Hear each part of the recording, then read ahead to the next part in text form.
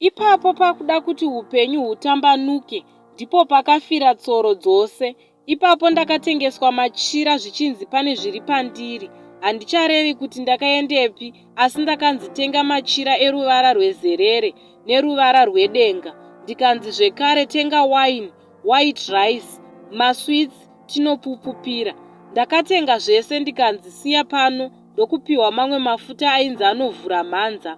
Rakazoti rasvika zuva rekuenda kudziva.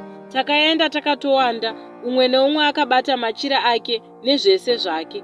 Takasvika paya, mutambo ukatanga hawo, tikapedza zvakanaka. Pamachira aya reruvara rwedenga, ndakanzi rinosara padziva ipapo newine, rice nemasweets aya. Kubva ipapo zvinhu zvakabva zvatanga kuoma zvakanyanya, hope dzakakwidibirwa.